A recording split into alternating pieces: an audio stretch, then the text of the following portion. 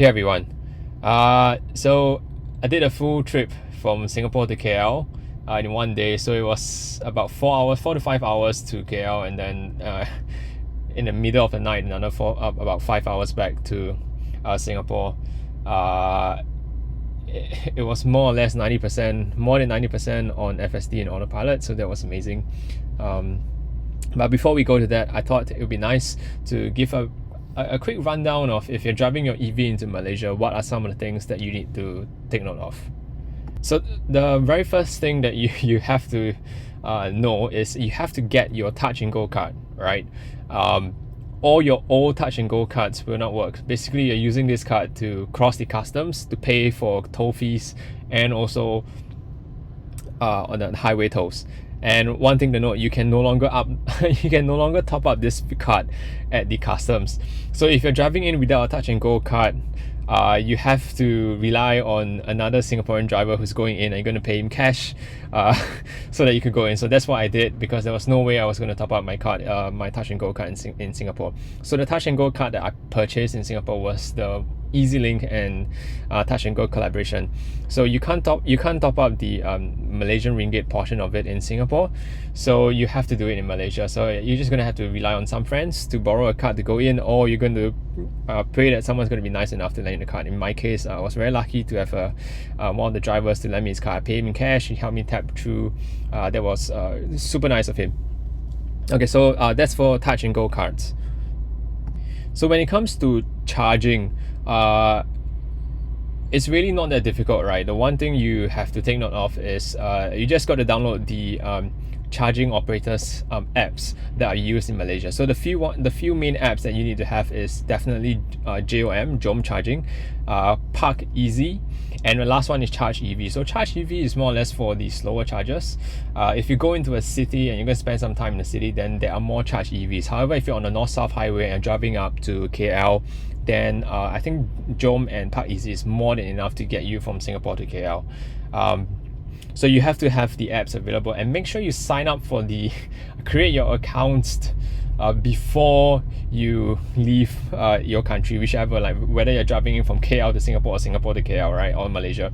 So create your accounts first and then drive in. Make sure they work, and key in all your credit card details before you go in. In my case, I had trouble creating an account on the JOM app, so luckily I managed to get it done before going into the country. Like, you don't want to have to deal with such things when you're there. Now, the next thing you want to take note of is cables, right? So if you're going to stay there for a few more days, not a 24-hour road trip, you're going to spend some time in the city, then I think it's good to have a Type 2 cable, from a Type 2 female to a Type 2 male cable. So the reason why you have to have this is in Malaysia, it's quite an interesting trend, because they will provide you with the charger, but the charger may not come with the cable.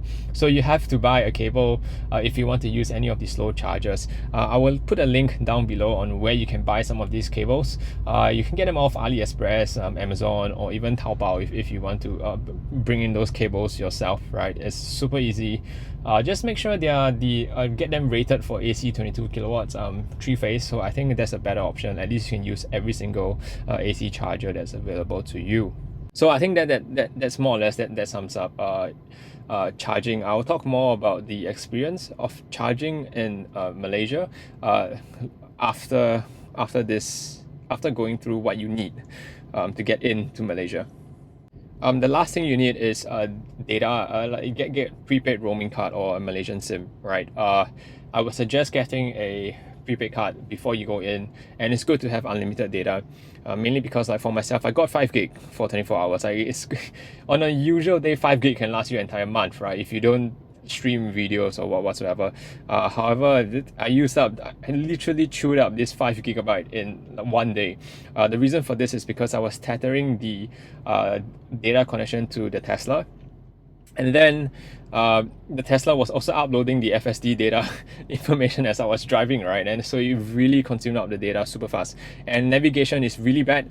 On the Tesla, navigation in Malaysia is really bad because they don't have the localized maps right now. So I recommend what you should do is to put on the directions on your phone and then share it with the Tesla vehicle. and then try to stay connected all the way. If not, then I would recommend just getting one of those handphone holders and use your phone instead, right? Go back to the old days where you're using your phone for navigation, because the Tesla navigation it's just not there yet, right? Like they haven't put in the maps for Malaysia, so it's just that. And one more thing is because of this, because there is no map information, you cannot precondition your batteries for fast charge, right? So when you go to the fast charger, the battery is only going to start conditioning the battery for fast charge once you're there, right? It's something that you can't hack, because even if you try to precondition your battery by clicking on a location in Singapore, it's going to be out of range, and the Tesla navigation will tell you that you don't have enough range and it wouldn't precondition the battery. So this is something I think Tesla could work on once they have the time. At least put in different charging locations into the map data for Malaysia. I think that's good to have, at least for Malaysian owners, and also any Thai or Singapore owners who are thinking of, anyone in Southeast Asia, right? If you're thinking of driving into Malaysia, it's good to at least label those charging locations down so that people could at least precondition their vehicles. If not, then why not manual preconditioning? So yeah, that would sum up the things that you need to go into Malaysia. So remember again, touch and go card, the charging apps, your cable is, I wouldn't say a cable is necessary. I went in without a cable, but if you want to play really safe, then you could get a cable, or alternatively you could get a mobile charging cable, right? The one that charges really slow at 1 kilowatt per hour, just in case you really end up stranded. And of course, get data and navigation. So get your prepaid SIM card. I think do get unlimited data if you can. That helps. So the next one, we move on to FSD in Malaysia. Does autopilot work? Does navigate on autopilot work? Smart Summon,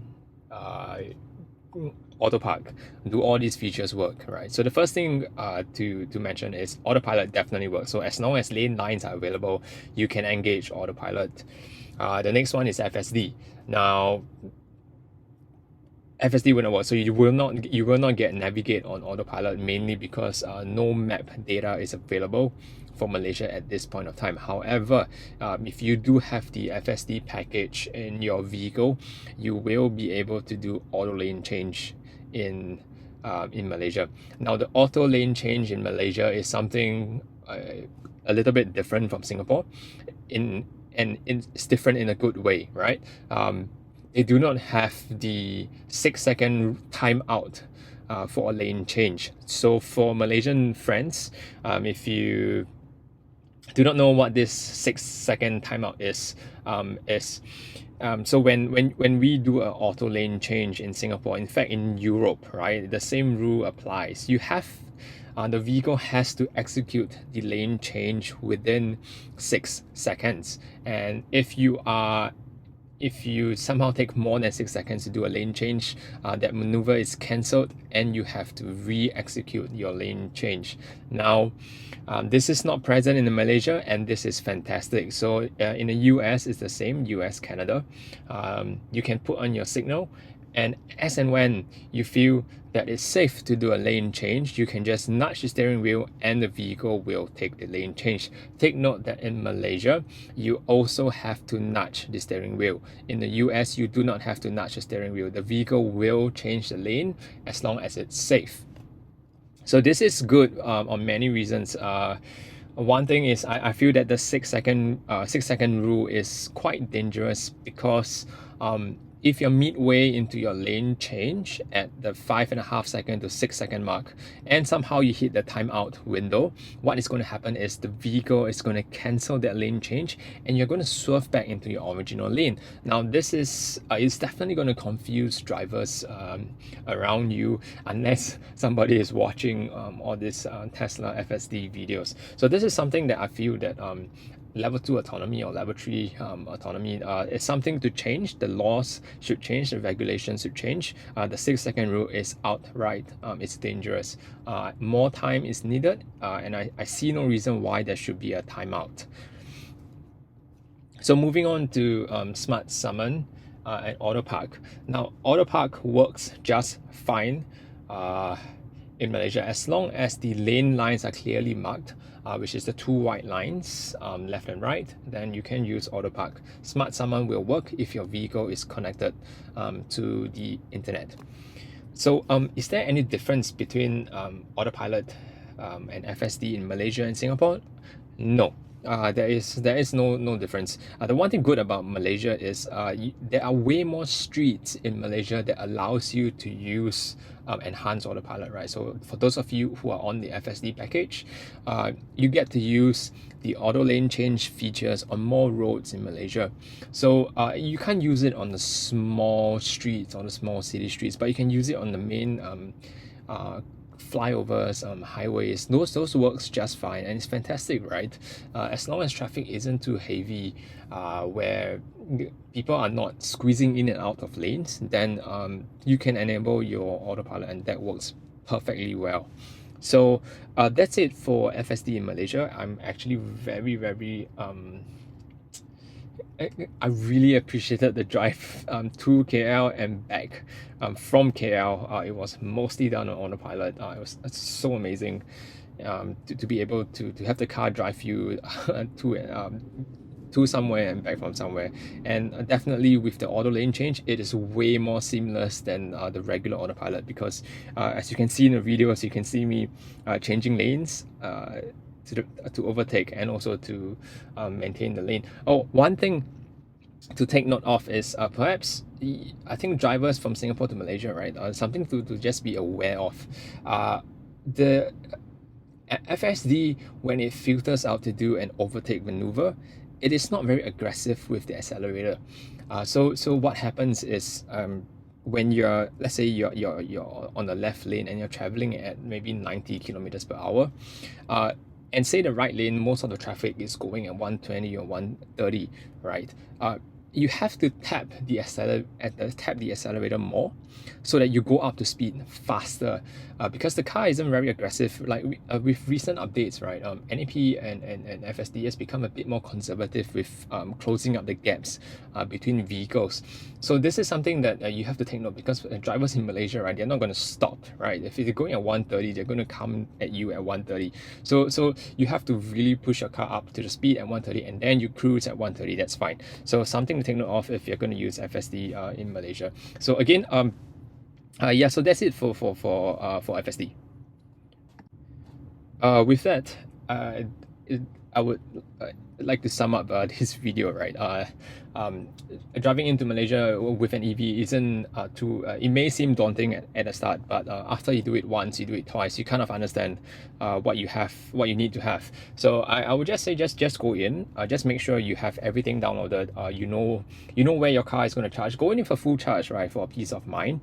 And also a quick shout out to the Malaysian EV Owners Club. Thank you so much for having us, or rather bringing my friends and I for lunch. That was a super nice gesture, and a big shout out, and hopefully we can all push EV together towards a more sustainable future. So with that, if you like the content that is coming up, please do like and subscribe to the channel. One last thing is Model Y has launched in Singapore. If you want to if you want to make a reservation for your Model Y, please go ahead to the Tesla website and yeah, just make your booking. I'm not getting any referrals for this. So hope to see you guys in the next one.